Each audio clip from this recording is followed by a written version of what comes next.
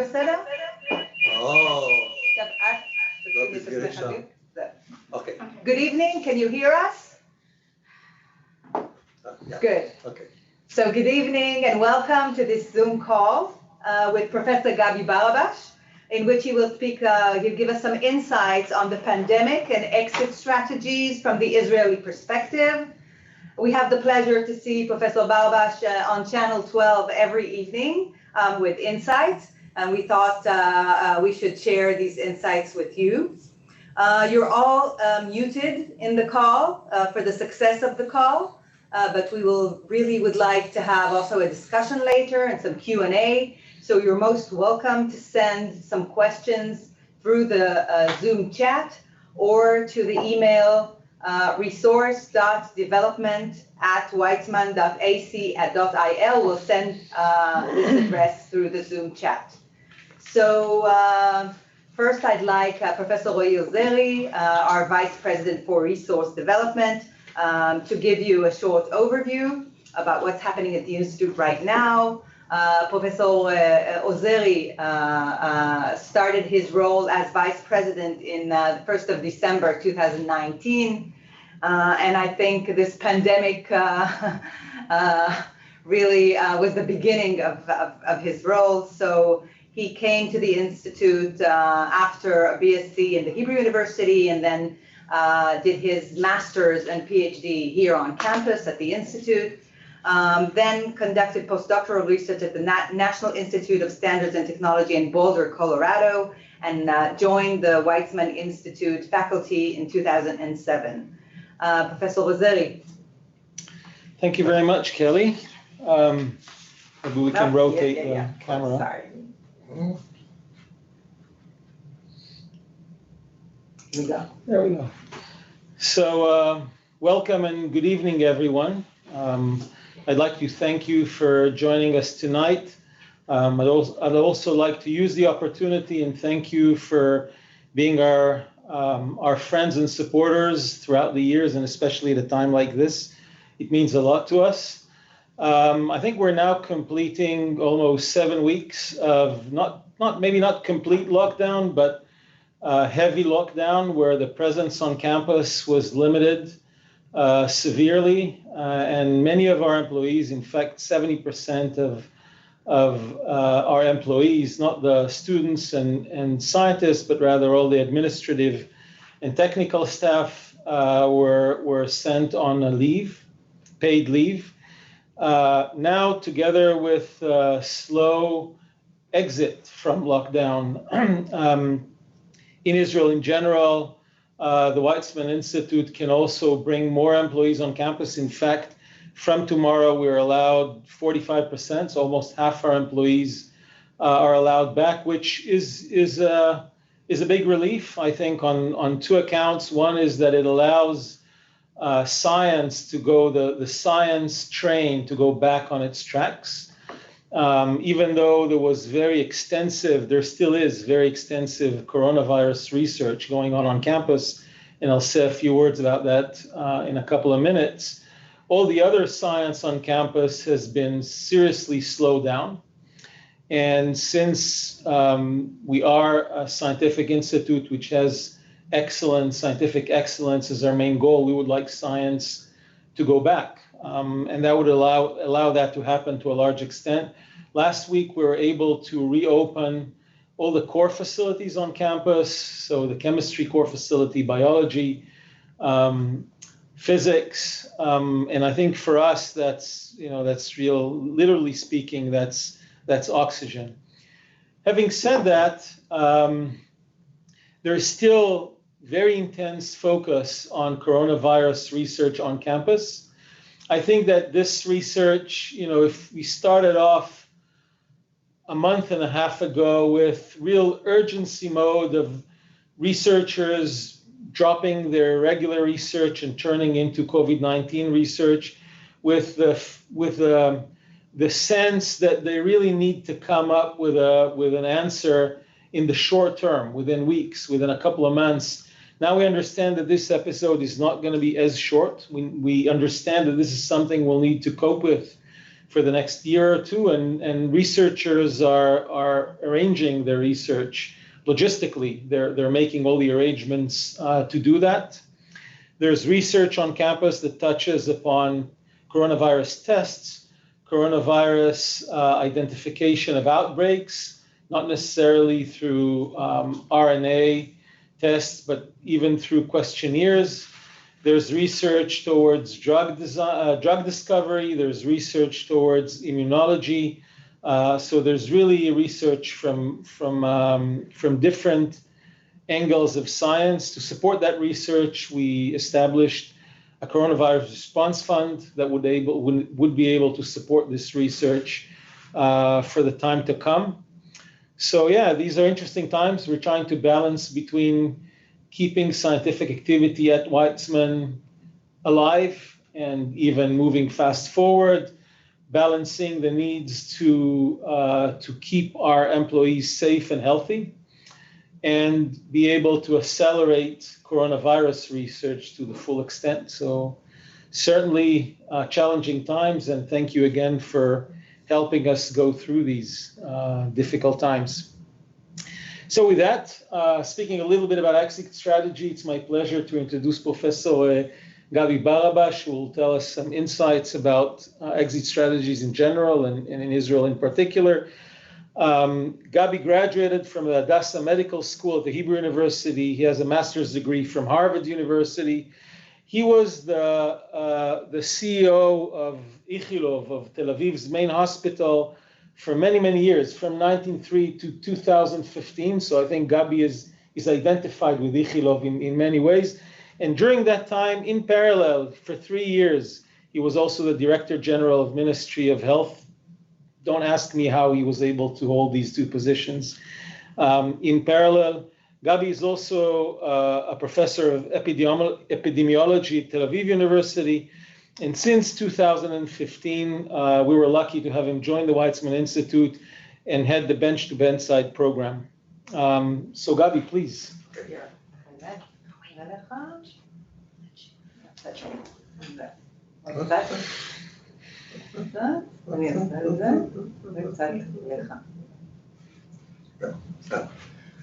Okay, so good evening to everyone. For you, it's probably noon, but here is almost night, and I want to thank you for the privilege to speak with you today.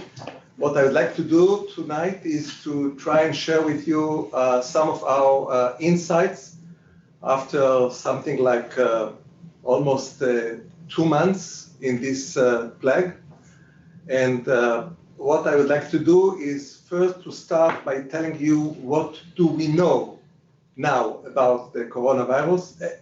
Actually, what we do not know, because there is more that we do not know than we know. And then what have we learned from the experience in the world, a little about our Israeli experience, and then what should we expect? How or what can we expect for the future of the next year? So let's start with what we do know about the virus. It's now 3 months that we are in this epidemic or pandemic, and there are so many things that we really do not know. Let's start by simply what is the clinical expression? What is the clinical picture of this virus? This virus, coronavirus, is rewriting our textbooks. We thought that it started by viral pneumonia that complicated into what we call ARDS, which is acute respiratory distress syndrome, which is a phenomena that we recognize. We know about that phenomena in regular patients that are suffering from severe diseases. But now we know that there is much more than viral pneumonia and ARDS.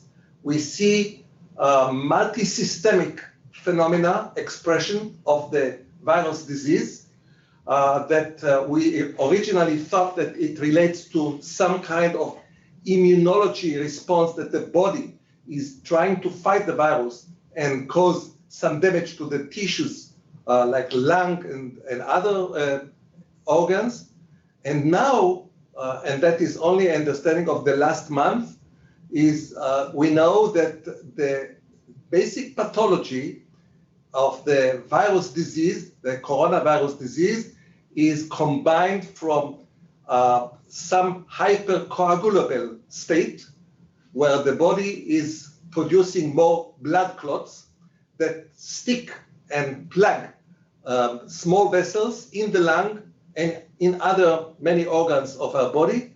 And this is the basic pathology that this virus causes in the coronavirus disease.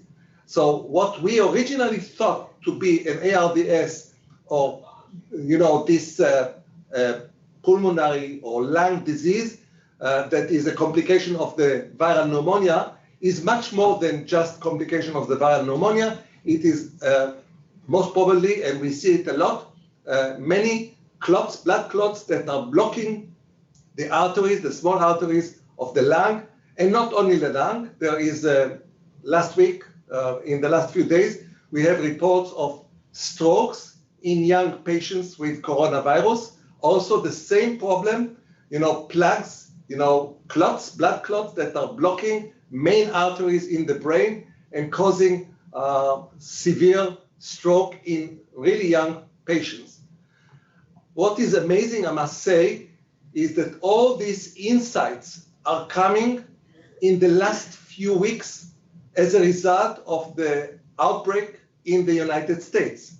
Because, you should have expected that we will have these insights from the experience that we had in China or in Italy or somewhere else in Europe. It comes all from the United States, where the level of medicine is very high, intelligent, and they are running this research or observations of these patients in a much more thoughtful and profound way. And this is the result of that profound understanding of the clinical situation. So we started with what we know and what we do not know about the clinical picture, but there are many more questions that we do not have the answer for.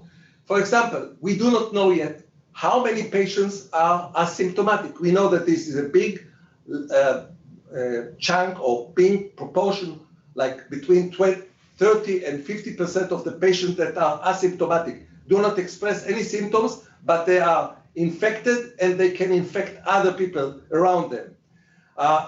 We do not know how many patients each patient is infecting, is capable of infecting. The ratio is between 2 to 3 to 6 patients that can be infected by each and every one of the patients. So we do not know that answer yet.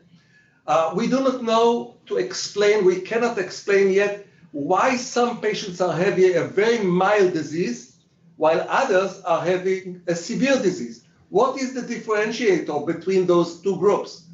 If we would have known that, we would be able to treat them or maybe treat them earlier. So, and all these are questions that, we are 3 months with this virus and we don't have the answers for.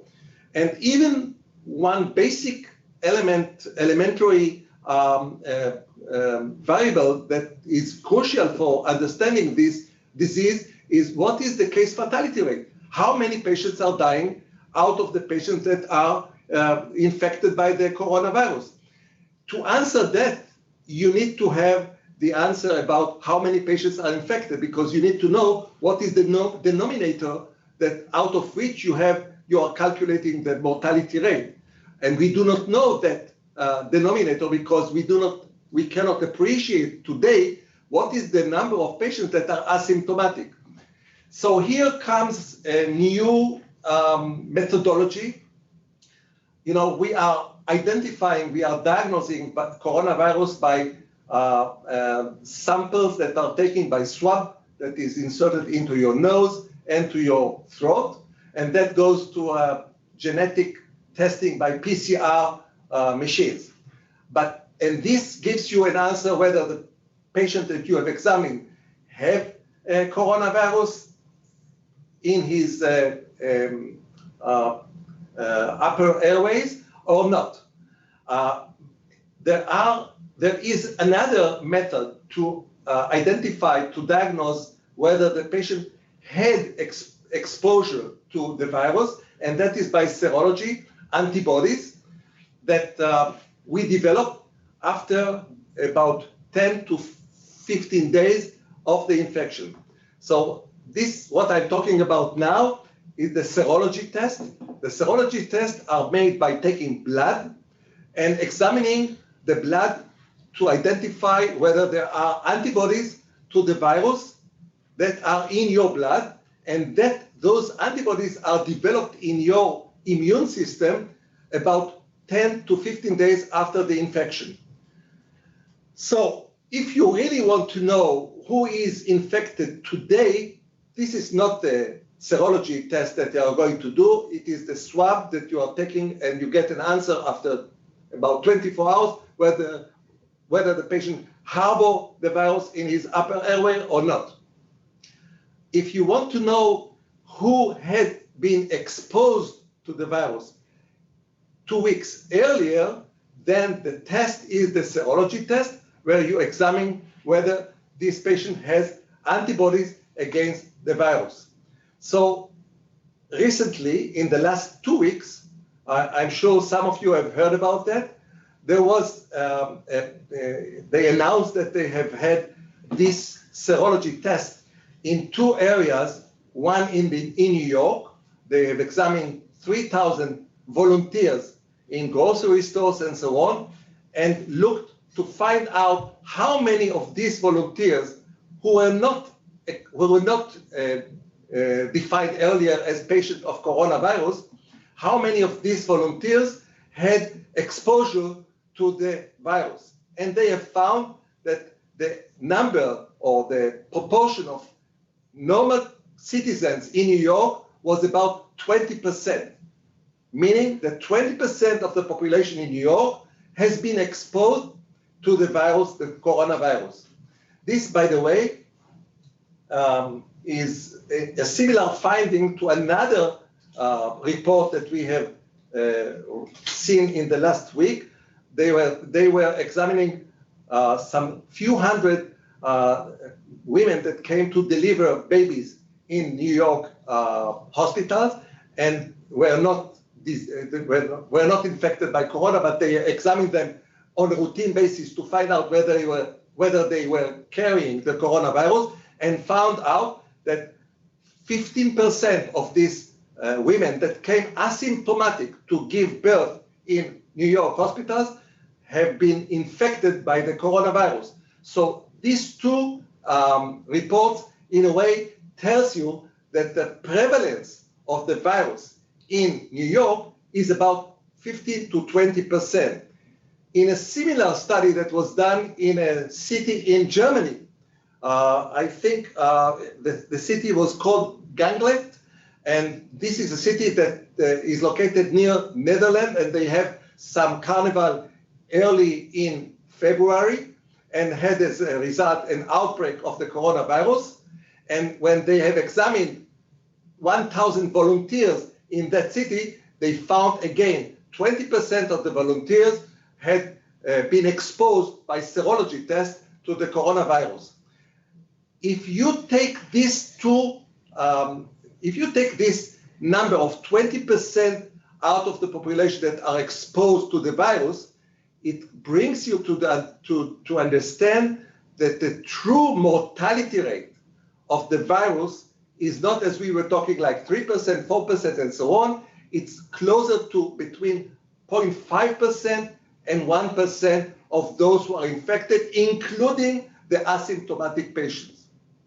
So we have to understand that, when they were talking about mortality rates in China, in Hubei or in Wuhan, the mortality rate was around 6-7%.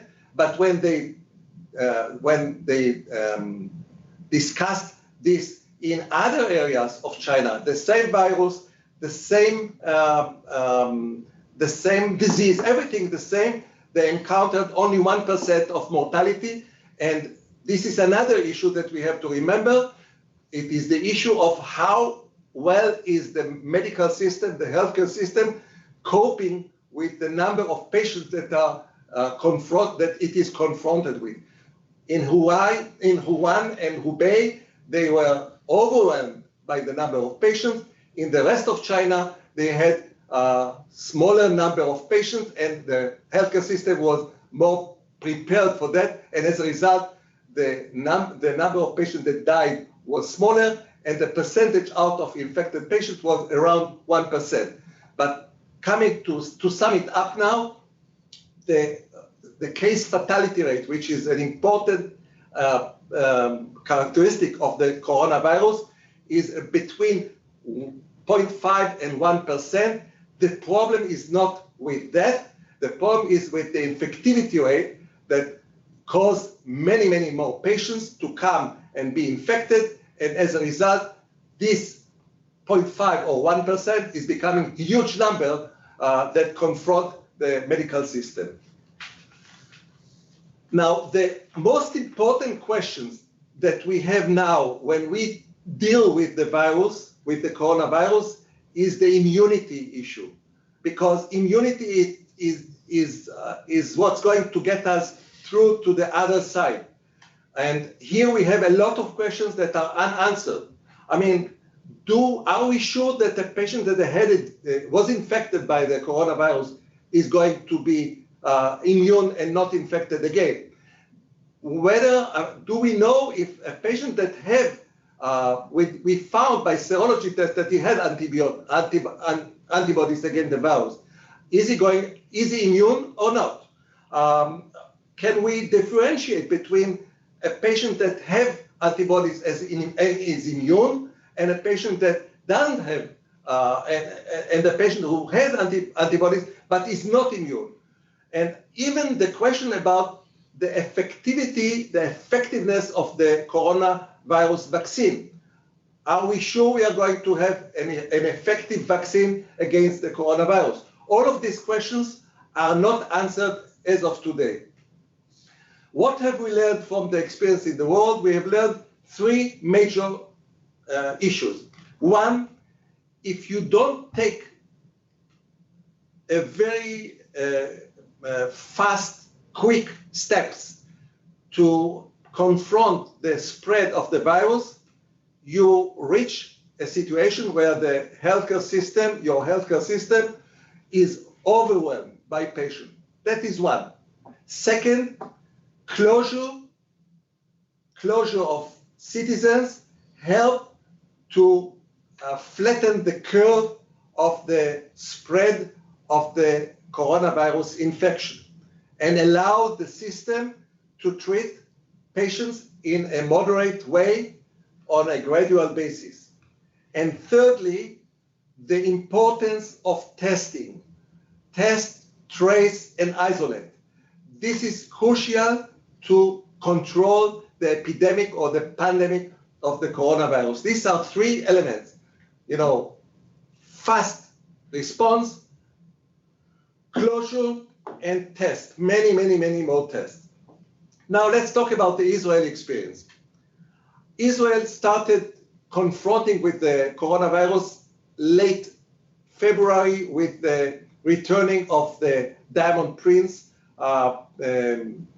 passengers that came here to Israel on an isolation basis. And most of the cases that Israelis saw in the first few weeks were imported into Israel from other countries, China and later on Europe, Italy mainly. And we have seen them coming in, and as a result, we took all the actions that I will describe in a minute. Let's see the first graph that I prepared. Can we put it in? Mm-hmm. Here in this graph, you are going to see the daily confirmed case in Israel. Not that one? Not this one. Okay, wait. Sorry. Daily confirmed case. The daily confirmed case in Israel, you can see when it started like the 1st of March, and it increased, and we reached a point where we have, on a daily basis, we accrued like 600, 700 patients per day. And that was the time when we took action much more brutally, if I may say so. Let's see the other slide. On this slide, you can see the daily growth of new patients. Every day you can see how many percent. Can we move the picture, or is it my picture? Your picture? No, they don't see. תזיזי אותה? את התמונה שלי. כן, אז שמה אנחנו נזיז את התמונה שלך. הם לא רואים אותה. הם לא רואים. מה יהיה? אני לא יודע אם רואים את זה, זה פשוט. הם לא רואים את זה. הם לא רואים. Okay. So what you can see here is the daily growth. Every day is the percentage of increase or decrease from the previous day. And you can see the steps that we took in order to confront this epidemic. So immediately when we identified the problem of imported cases from foreign countries, we blocked firstly China, then Italy, then Europe, then the whole world from airport arrivals. And every traveler that is coming today, regardless if he is in Israeli or non-Israeli or a foreigner, is forced today to go to a hotel for 2 weeks where he is being examined, and only then he is being released. If you look later on the 20th of March, we issued the stay home order, a total closure on Israel, no more than 100 meters out of your home, or you go to buy in the grocery and so on. That's it. And as you can see, we have decreased the duplication numbers from every 3 days duplication of the number of patients. It was 30% per day to something which is now 1% per day today, the recent days. So the epidemic in Israel is quite controlled, and in Israel we now have 1,500 patients with coronavirus, 200 mortality. About 40% of the mortality in Israel, similar to what's happening in every Western country in the world, is coming from nursing home. These are major sufferers of the coronavirus epidemic. And we are now in a position where we feel safer to take steps to alleviate some of the measures that we have imposed on the Israeli people here. What we are trying to do now, and I must tell you, this is a very delicate situation. And it is a delicate situation because we all understand that the virus is here to stay with us. And we look at experiences that we see in other countries. For example, Singapore, which is a very ordered and disciplined country. They have controlled the virus very well. And recently, over the last 10 days, they have doubled the number from 400 patients to 4,000 patients to 9,000 and 10,000 patients, mainly coming from work migrants that are living, 200,000 more work migrants that are living in Singapore, and their impoverished situation, and they were the source of the outbreak of the epidemic in Singapore. So we know that if you do not control the virus very carefully, you will get another burst of another outbreak of the epidemic. So on the other hand, the people in Israel are seeing the results of what they have invested and see that there are almost no patients. If you compare today, let's say cities where there is an outbreak still going on, very small, but still going on, and that is mainly in the Haredi population, okay? And when you compare the number of new patients in the Haredi population, you see that there are, let's say if we have last day 200 patients, Most of these patients are coming from very orthodox communities, and in Tel Aviv or Ramat Gan or Haifa, no one patient. So they look at that and say, why do you need to keep all these measures? Let us go to war. And they are right in a way, because here you are in a very painful dilemma. You know that the virus is here to stay. You know that you need, in order to contain the epidemic, you need to still have these measures going on. On the other hand, if you go on with those measures, you are going to lose the economy. There are more than 1 million, which is 10% of the Israeli population, that are out of work today. People ruin their world, the economic world, and all the aspiration of many people in Israel are ruined today because of what happened in the last 2 months. So you need to cope with the demand from the public to see some measures to alleviate the restrictions and bring economy back into work. And this is a very delicate situation, and it's a delicate situation that you need to deal with modesty and transparency. Modesty, because really no one in the world had any experience with managing such a delicate situation, with such a delicate balance between health and economy. And transparency, because we do not know, and you need to tell the public, look, we are going to take these and these steps: opening markets, opening groceries, allowing you to go to work, maybe even next week opening schools and kindergartens, which are closed now. But you should know that we may make a mistake, and we will have to draw back if things are not going well. So this is a very delicate situation, and the discussion is very hot here in Israel. There are a lot of,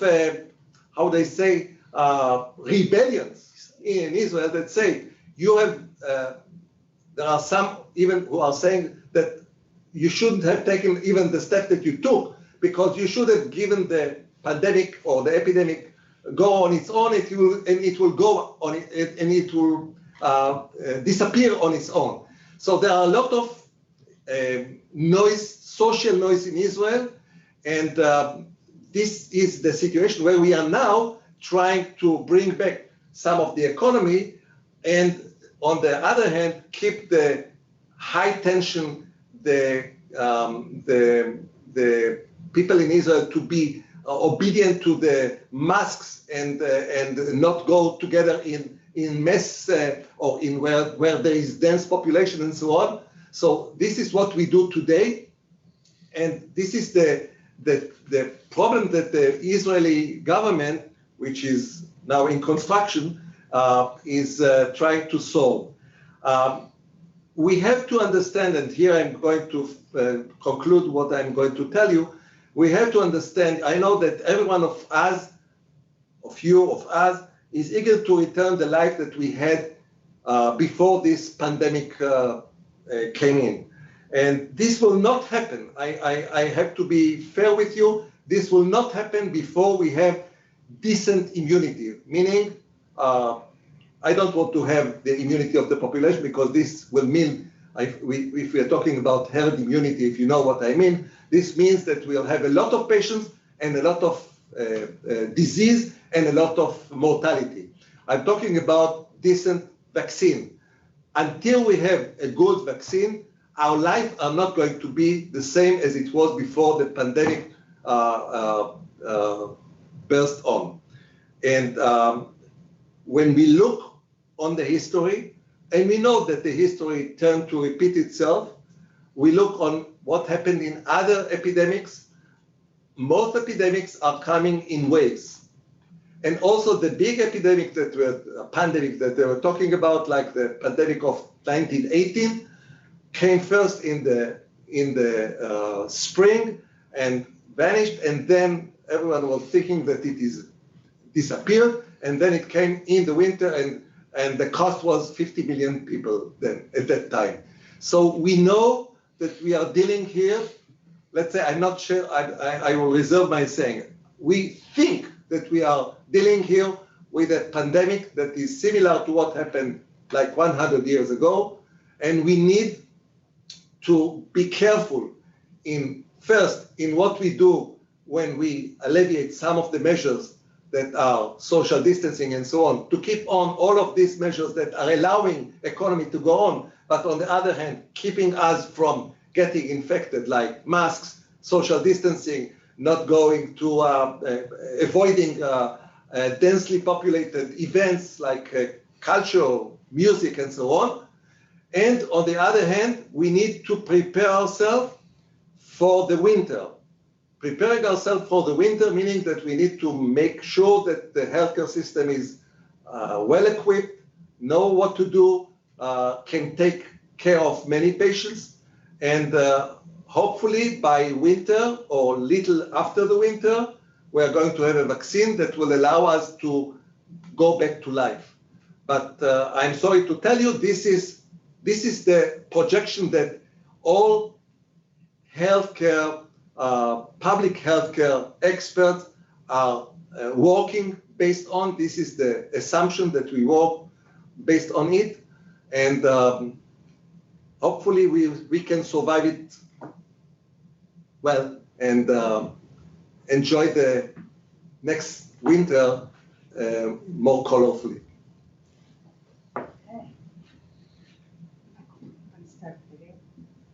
Questions? Sure. Okay, so first question. Do you know if there are research or studies about epilepsy and corona, or people with epilepsy can be considered in a risk for coronavirus? I don't know about anything that is a risk factor in epilepsy.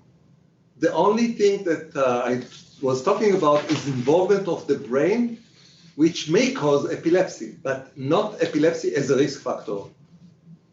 Okay. Is there a publication on New York serology test? Can it be shared? Do we have reliability numbers on serology tests? Is there a preferred serology test? The serology field is in development these days. I'm sure it's going to be improved in the next few months. The serology tests that were done in New York, I'm not familiar with what exactly is the serology methodology or the kits that they were using, but I'm sure they give quite a good picture. But these are going to be improved. I'm sure there are going to be also home kits for that. It will take a few more months. Can the COVID-19 breach the blood-brain barrier? What kind of sticky protein does the virus elaborate to cause a Coagulable. Exactly, coagulable intravascular state? I don't know. I don't think there is anyone who knows exactly what is the mechanism by which the coronavirus inflict the hypercoagulable state. They just discovered it, and recently, in the last month or so, we treat preventively all the patients with anticoagulant medications because of that. I am not familiar with, I don't think there is a report yet about the exact mechanism, how the hypercoagulable state is caused by the virus. What do you think should be done about those movements in the States to free people from quarantine? I think this is a mistake. I think I would say, generally speaking, the public health system in the United States is very good, generally speaking. I'm not familiar with each state. I would listen very carefully to what they tell you what to do. I'm afraid that you are going to be persuaded or forced to take steps that are not justified at this stage of the disease in the United States, and as a result, get a flare-up of the disease. So I would be very careful to listen to the public health, Fauci and other people that are involved in running this, and don't do any mistakes or even take bleach. How do you call it? Bleach? Bleach, yeah. Yeah. If you're asymptomatic to the virus, would you test positive with the antibodies test, even if you have not been exposed to the virus? I don't think so. I don't think there is a situation where a patient is positive in the serology test and has not been infected. There may be some cross immunity, and that may explain some of the patients that are not sick but are exposed, are not sick. We do not know yet enough to say if there is a possibility for you to be immune despite the fact that you didn't meet the virus. Is Weizmann working on therapies for COVID? There is one group at the Weizmann Institute. Therapy meaning drug discovery? Drug discovery, Yes. Yeah. So drug discovery, of course. We have several. Near London is probably Near London is working on some proteins that can serve to treat the coronavirus a few months before we know. Yeah. But also Sarel Fleischmann is working towards that end, and Ron Diskin is working on the borderline between vaccines and drugs. Yeah. So there are several groups working on that. How can we prevent the stroke surge? The what? How can we prevent? The stroke surge. We cannot. We cannot. I mean, this is a complication of the disease, which is very strange in its behavior. There is still no vaccine for HIV/AIDS. What gives you confidence that it will be possible to create a vaccine for the coronavirus? I'll tell you, the issue, I'm not an expert in virology. I'll say what I think is the answer.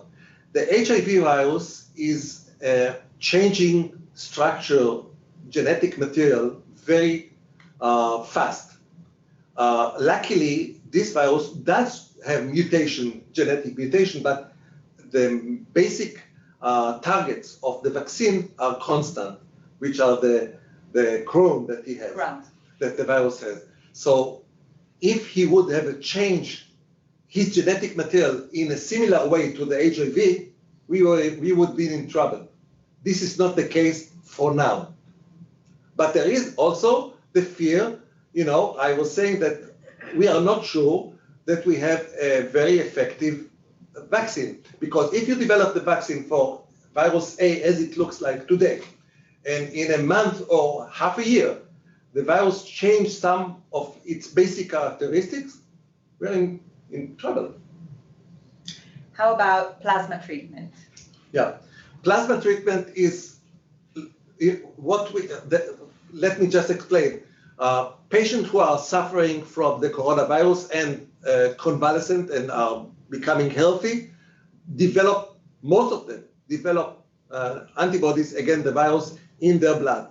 So the idea is to take blood from this patient that are convalescing and take the plasma with the antibodies inside and give it to a patient in a moderate to severe condition.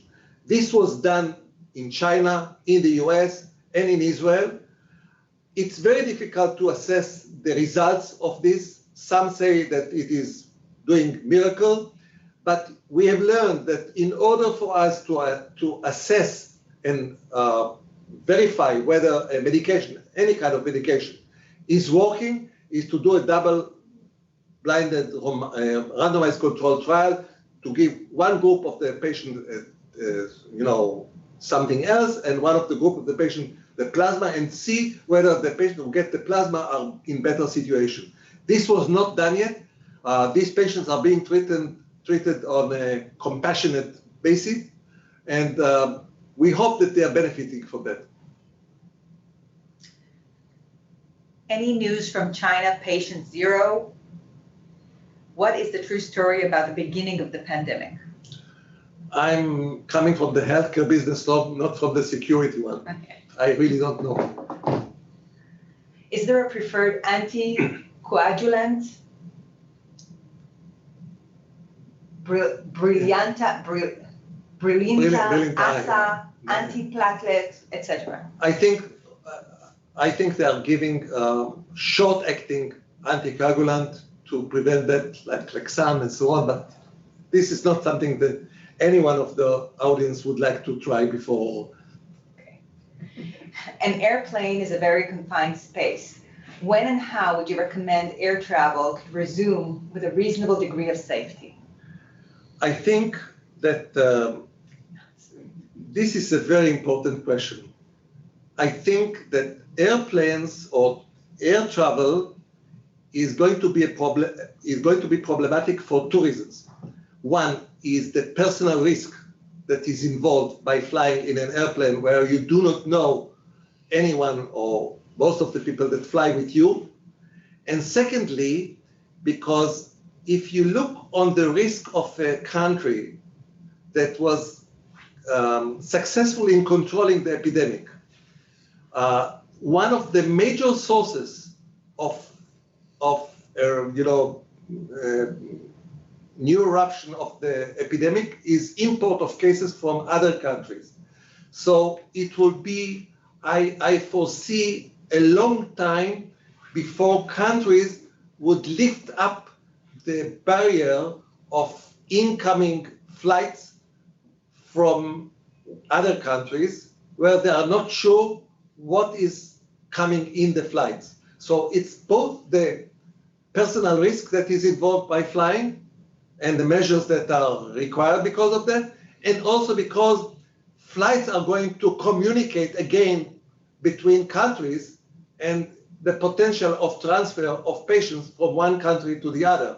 So countries are going to be very reluctant to open the gates and risk by importing new coronavirus cases. So I think it's going to take a few more months at least. What does the research say about the opportunity to get corona again and again, like any regular winter flu? This is one of the questions that I mentioned that we do not know the answer yet. There are reports about patients that did have corona infection and became well, and then even became well with a negative swab test, and then came again positive. Currently, we wouldn't say that this is the case. We believe that the coronavirus is behaving, maybe we are wrong, that the coronavirus is behaving like other viral infection, that when you have infection, you are being immune against that virus for at least 2, 3, 4 years. We do not know yet if that's the case here with the coronavirus. It looks like that is the case, and what was reported, or the cases that were reported, are a result of the false negative test, which we know is about 20 to 30%. So maybe they were false negative, meaning that they were still carrying the virus, but the test was negative. And after a month, you can see again that the virus is positive in the swab test, but this means that he was positive also when he was tested negative. So we really do not know. We really hope that this is not the case that you can have it twice, one after the other. That would be a shame. In the UK, there's a large proportion of Asian and Caribbean population who seem to have suffered the most. Also, there's a majority males rather than females who suffer. Do you know the reasons for either of these situations? First of all, let's start with the end of the question. We do not know the answer why males are more prevalent than female. The difference is very small, but there is a difference. I don't know. I haven't read an explanation to that. What we are talking about, the elderly population, the aging population, we know that the aging population, especially those with comorbidities, with other diseases like hypertension, diabetes, and so on, are more prone to be infected, and when infected, are prone to be severely diseased with the need to the hospitalization in the intensive care unit and so on. So that's why we always say to the older population, like more than 60, 65, try to avoid as much as you can going out from your home. I know it's difficult. You have, grandsons and granddaughters and so on. There are ways to meet them. I'm not talking about Zoom because Zoom is also an option, but there are ways to meet them in an open space, in the garden, with masks and so on, because we know that the risk population, which is the high risk population, which is more than 60, 65 years old, and patients with comorbidities should be very, very careful because they are more easy to get infected. And when infected, they are more prone to suffer from severe disease with all the ramifications of that. So we need to be very, very careful. How many days is an infected patient contagious? No answer to that too. We know that they are infected a few days, 2-3 days before they are becoming symptomatic. And we know that, for example, one of the patients that was brought in, Israeli patient that was brought in from the Diamond Priest, was infecting contagious for a month. So then you ask, why do you allow people to go after 2 weeks? First of all, we try to take the swab test before we let them go, but we had to put a line somewhere, and most patients are becoming healthy after 2 weeks. But we know that there are many patients that carry the virus for a longer period until even months. How is the interaction between scientists and labs all over the world? I think that, you would expect that the world would compete with such a challenge in collaboration and so on. This is not what happened in the political or commercial aspects of the worldwide commercial or political aspects. Every country was closed in itself and didn't, they were competing on equipment and so on. This is absolutely the opposite when you deal with the science. Scientists all over the world, regardless where they come from, maybe not from Iran, but all other parts of the world, are collaborating together. It took about 10 days since the first time that the virus was identified and the virus genomic was spread all over the world to all the laboratories so that everyone could be able to understand the virus and develop measures against the virus. So the scientific world has totally opened in a way that we haven't seen before. And when people are talking about the future that may bring on us another epidemic or pandemic, the scientific world is going to be much more prepared for the next time than it was for this time. And that is because it did what the whole world should have done, but in the science perspective. So I think this is a good question to be the last question. It seems all is bad news. The treatments are not 100% working, and the vaccine is due for the winter and might not work. Is there any good news? Yeah, first of all, I agree. This is not, the main theme of my talk is that we are going to live with this virus for a long time. And the positive part of what I said is that we can control the level of the fire of this virus by managing our life in a different way. That's the positive side of that.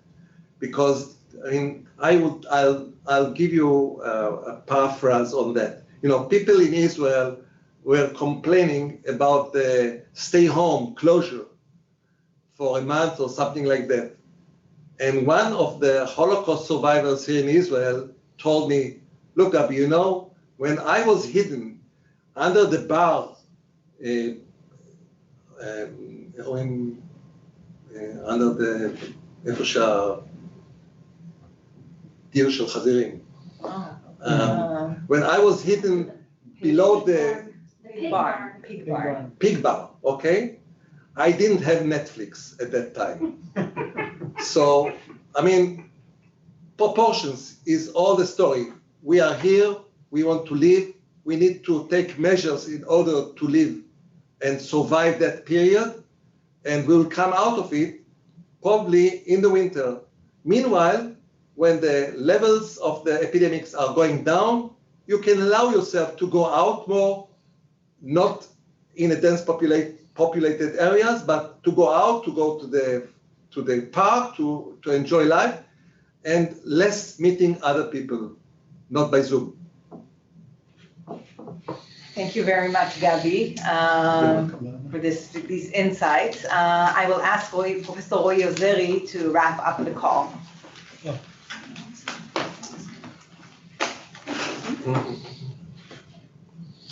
Well, thanks everyone again. I think that, as Gabi mentioned, I think we as scientists have a very big responsibility and a big role in trying to come up with remedies. I think this is science. This is science fine time. This is when we need to work and we need to deliver. And that's what we're trying to do. So with that, I would like to thank you and wish you best of health and a good rest of the day. Cheers. Thank you. Thank you. Thanks. תודה רבה, זה היה מרתק.